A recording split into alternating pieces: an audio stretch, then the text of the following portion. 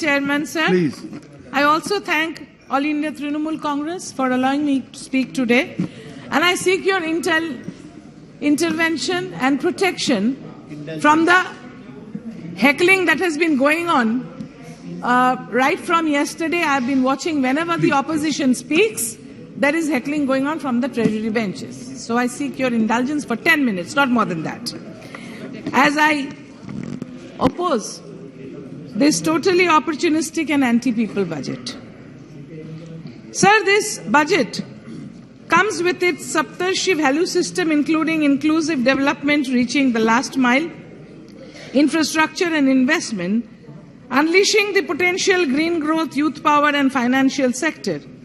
This seems a lot of lofty claims without any substance in it. Strangely, not one sentence has been given by the Honorable Finance Minister, herself a lady, encouraging proposals for the women of the country. Except the Deen Dayal Atmodaya Yojana National Rural Livelihood Mission, even the self-help groups are actually organized by the state governments, not by the central government. Besides the mundane, one would have expected out-of-the-box schemes for emancipation and economic empowerment of women, including the urban poor student.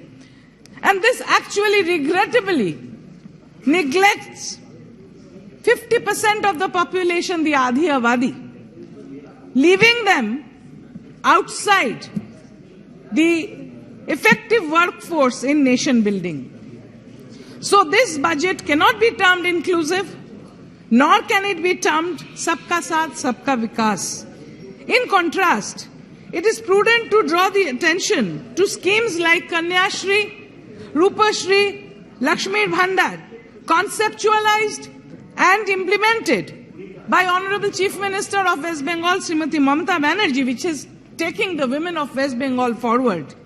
A woman empowered is 2 generations empowered, not only her generation, even her children. So I appeal to the Honorable Finance Minister for sufficient fund allocation for reproductive health care of women, menstrual health care of women, subsidy for their education, for their educational loan, tax benefits, and for help towards entrepreneurship of women. Thousands of posts are lying vacant, sir, but there is not a word about employment for the unemployed youth. The new data governance regime, which is being talked about, if we go by the trajectory of the Digital Personal Data Protection Bill 2022, this could be another attempt to obscure data protection in the country. Considering the fact that this was actually the last budget before we go into the polls in 2024, this looks more like an appeasement towards the middle class. Of course, the tax benefit given is welcome and appreciable. But already when the bank has raised the repo rate by 25 basic points, the onus is coming onto the middle class as far as the home loan or car loan is concerned, and that is going to be higher by 6.5%. Sir, we have 3.7 crore unemployed youth in India, but not a word has been spoken about them. Let us make it clear that the mere rebate of 50,000 for the lower limit of taxable income is no relief for the middle class. It is more like a drop in the ocean. While the tax slab reduction has been announced, nothing has been said on the unemployment, on the cost of petrol and diesel, which is really telling on the purse of the middle class and the lower middle class people, and the debt the country has on it. We saw a huge cut on the Mahatma Gandhi National Rural Employment Guarantee Act in the Union budget this time. 60,000 crore, which is the lowest in many years. It's a 33% cut as compared to the revised estimates of the current fiscal. In this year's budget, food subsidy has been reduced. In the coming days, the poor will be suffering most. Meanwhile, the Bengal government provides ration free of cost at the doorstep of the poor people through the Duare Ration.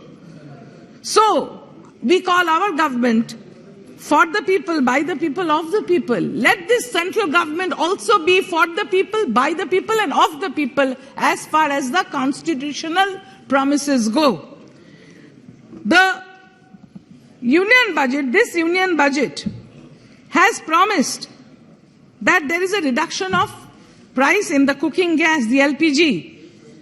At the moment, we have to pay 1,170 rupees.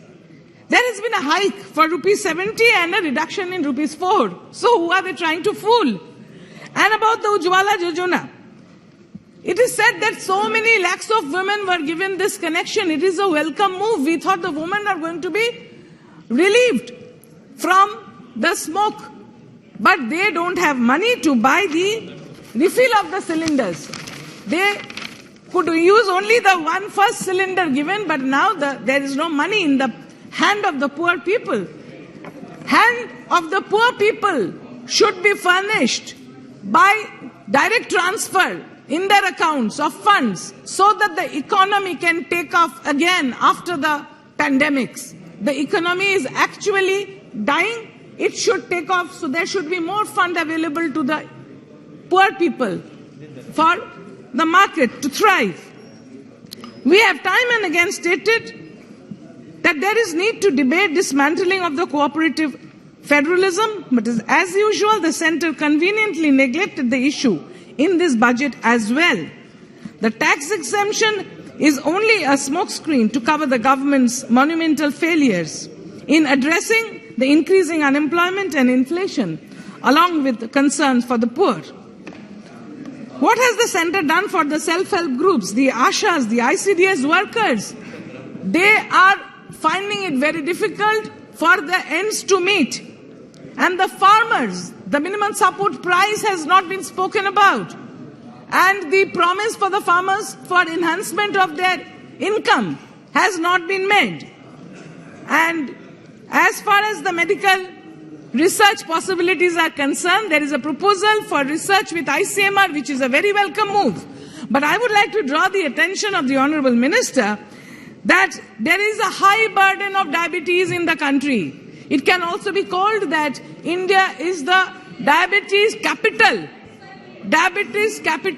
of the world.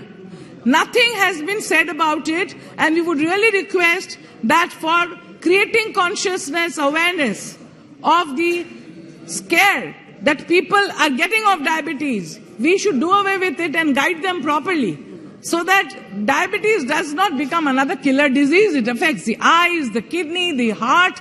So we should be allotting more money for the diabetes. The growth forecast in this budget and by the economic survey is 7, in contrast to 8.7 of the last fiscal, which is actually lesser than the last time. Anyway, this seems to be a hastily prepared, mindless document with no plan for employment generation and no relief for farmers, daily earners and women. So I draw her attention, the Honourable Minister, to these facts. Thank you, sir. Shri A.M. Arif ji.